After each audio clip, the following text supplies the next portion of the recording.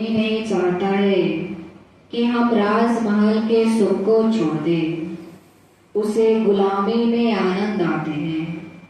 संत कृपाल होते हैं, मन को समझाकर अंतर का सुख बखसते हैं।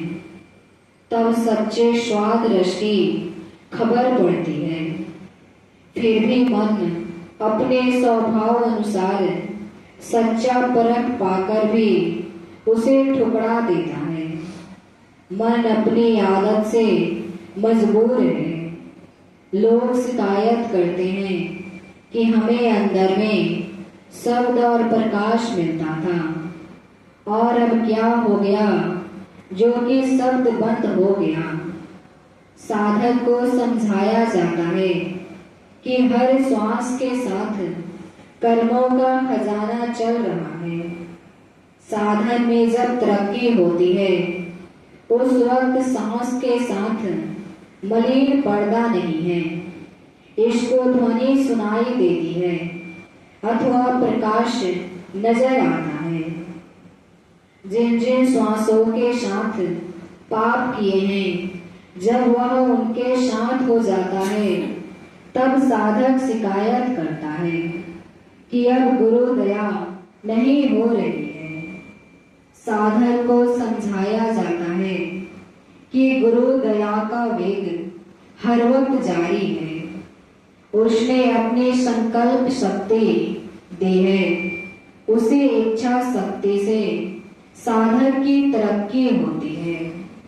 साधन में लगे रहना चाहिए। श्वास के साथ वाले कर्म कट जाएंगे और बाद में शब्द सुनाई देगा और प्रकाश भी ज्यादा दिखाई देगा।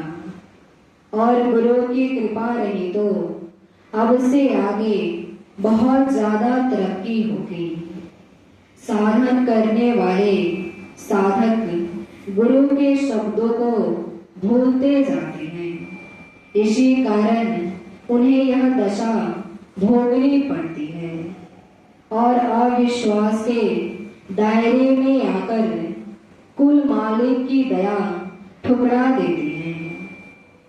दया के निशान जब साधक का साधन में मन लगे, प्रेम आवे, विरह सतावे, संसार नाशवान दिखाई दे, गुरु के सिवा और कोई हित कारक नजर न आवे और शब्द लगातार बगैर मुद्रा लगाए सुनाई दे, उस वक्त गुरु की महान दया समझना और जानना चाहिए।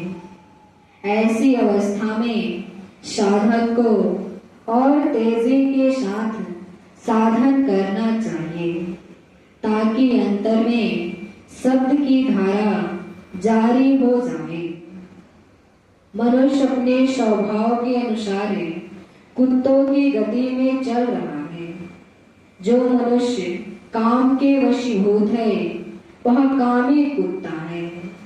उसे हड्डी से मोह रहेगा और हड्डी में रस नहीं होगा। जब साधक गुरु कृपा से तीसरे तिल पर पहुंच जाता है और तिल का बिरहा अंग लेकर फोड़ देता है, तब साधक की सूरत लिंग देश में पहुंचना शुरू करती है।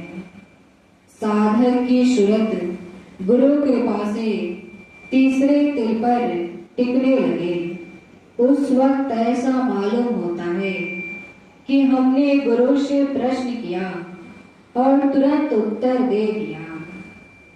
साधक की सूरत जब तिल फोड़ लेती है और स्वर्ग वैकुंठ धाम या शक्ति लोक की तरफ चढ़ना प्रारंभ करती है, उस समय साधक के गिरने की अनेक साधन बनना शुरू हो जाते हैं।